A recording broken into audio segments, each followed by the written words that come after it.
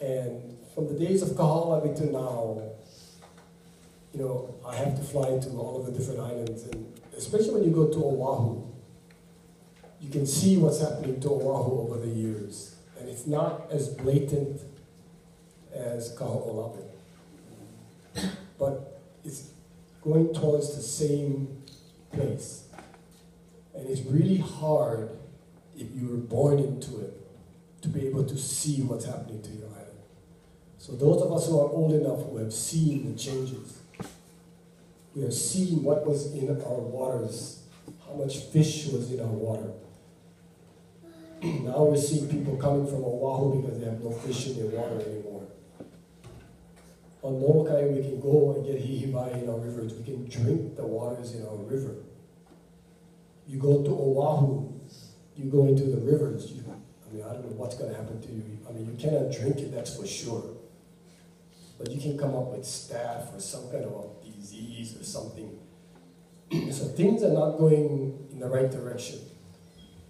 And all of us can feel it. All of us in this room can feel it. The problem is that our government, which is probably one of the strongest centralized government in all of the United States, the governor is one of the most powerful people, and it's all top-down power in this state. The islands are all separate, and all of the power is on Oahu. So what we're going to realize is that the corporations are in Hawaii. They're eyeing our resources in Hawaii.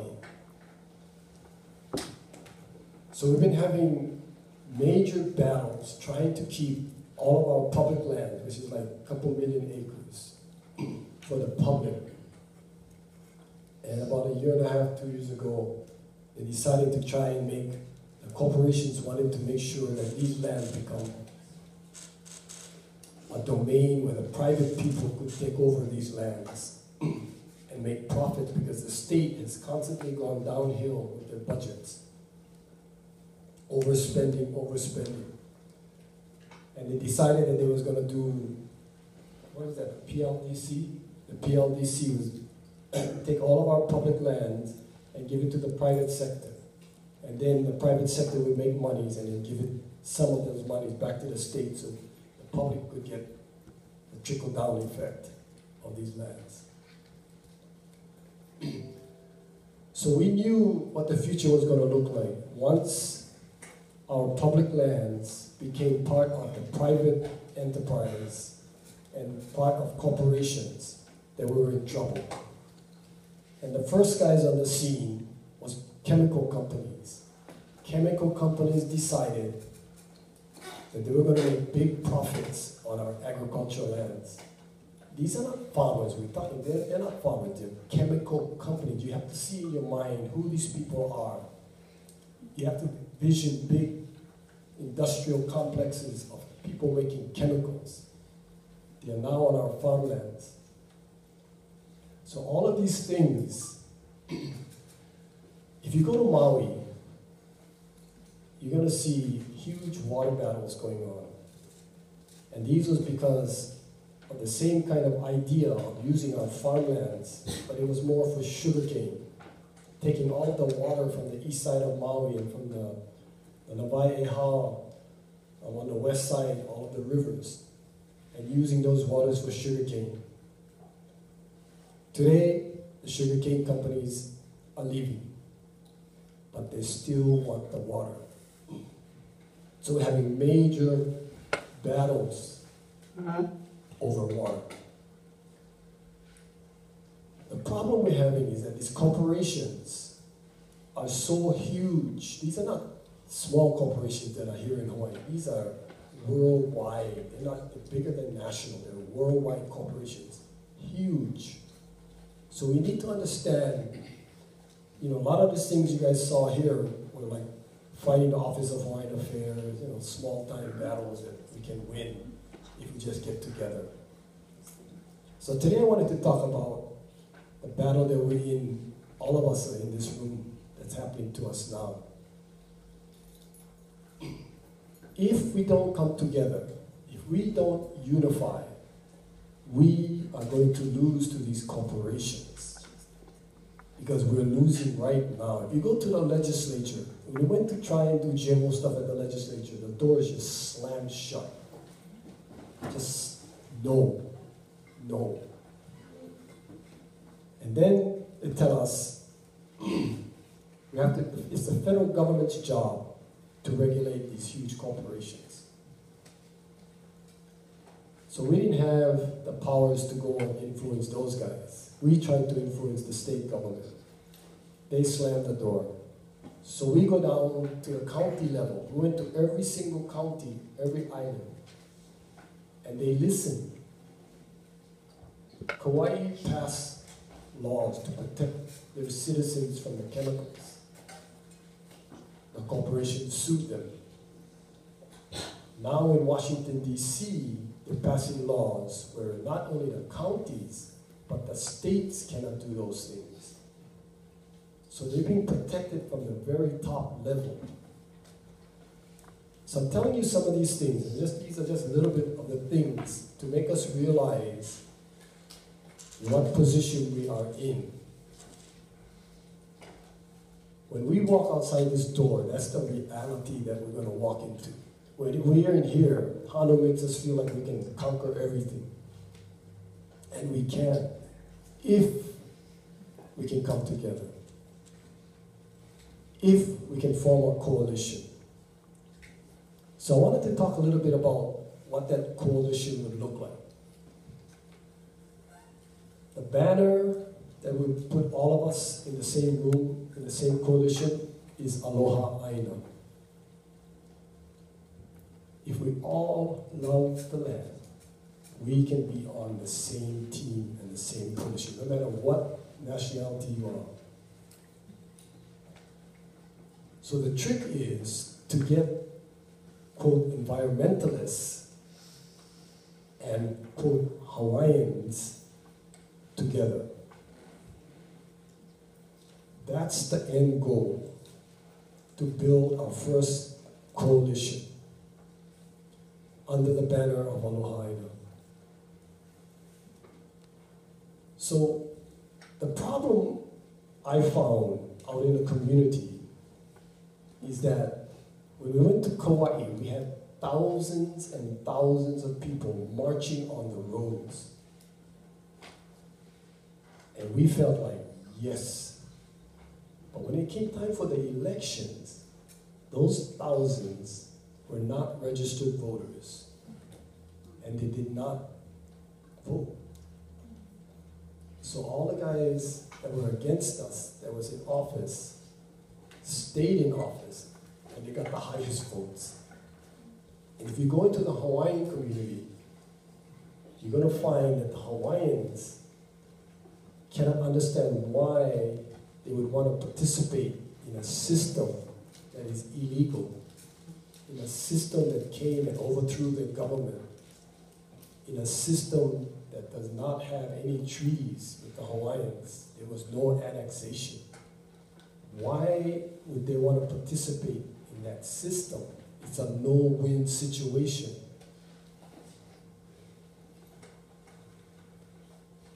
So we have this belief, and one of the solutions for us to win is for us to become registered voters and voters. But we haven't done that. And I don't know how we're going to change the situation, but I wanted to make sure I put that on the table for us to consider, especially in the Hawaiian community. Because in the Hawaiian community, the goal in the Hawaiian community is sovereignty. If America is a law-abiding country, their whole foundation is based on constitutions and laws, which keeps them afloat, then you would think that all of the illegal things they did to acquire Hawaii would someday be cleared up and things would become pono because they have broken all of the laws in regards to taking Hawaii. So while the Hawaiians are seeking that justice to make things pono again, we are losing all of our resources. We are losing all of our resources. When Hano said in the clip that DLNR is doing a terrible job, that's an understatement. DLNR is not doing anything regarding our resources. It's become horrible. As Hawaiians, you need to understand the two classes in this community. We have Hawaiians and we have non-Hawaiians. When it comes to laws, the general public has certain laws, and the Hawaiians have different laws. They have certain rights above and beyond the public, and that is because of the history of where you are, which is Hawaii. Those laws were inherent in our land and passed down generation after generation, because all of the constitutional mandates and laws we have in Hawaii were all brought via the overthrow. After the overthrow, they didn't start a clean slate. They just took all of those laws and started amending them. And it came down as the same laws, but all amended. So some of those laws regarding Hawaiians are still in there. So instead of saying, well, who the hell they think they are, that they're different from everybody else. Or we can say, wow, we have some powerful laws that belong to the Hawaiians that we can use to protect our lands and protect our waters and protect our access rights and all of those things. Which is what we did on Molokai, which is what Article 12, Section 7 in the Constitution. And we can use those things for the benefit of everybody, because those laws are more powerful than the general public laws. So I'm trying to draw an analogy as to why this coalition would be a good coalition. And if people can stop being afraid of the word sovereignty, so that they can come together. Because the reason Hawaiians are seeking sovereignty is not for power. It's because they have a kuleana. They have a responsibility passed down generation after generation to protect the resources. It's a story of Aloha. Aloha is not just the firstborn. Aloha represents all of nature. And nature is first. When Hano says the land is the alii, the king, and we are the servants, that's part of the Aloha story. So that's the banner we're going to be going on.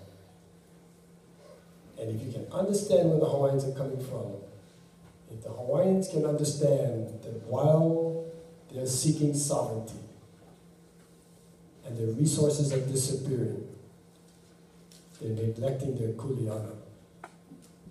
They have to protect those resources for the future generation. You're born with that kuleana. So you have to participate now in protecting that kuleana. And you're not going to do it if you don't participate in the existing government. It's going to disappear. And then when you have your sovereignty, there's nothing to pass on for your future generations. So my hope today was to try and get us all to realize that we are all together. That we need to build this coalition. And that we need to participate outside the system, and we need to participate inside the system. If we're going to win, if we're going to do our kuleana for our future generations.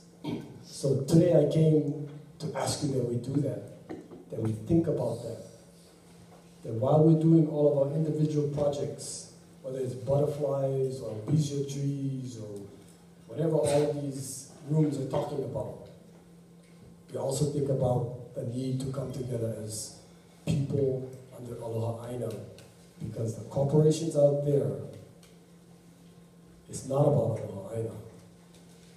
It's about something entirely different that is going to leave us with just shell of what is supposed to be here.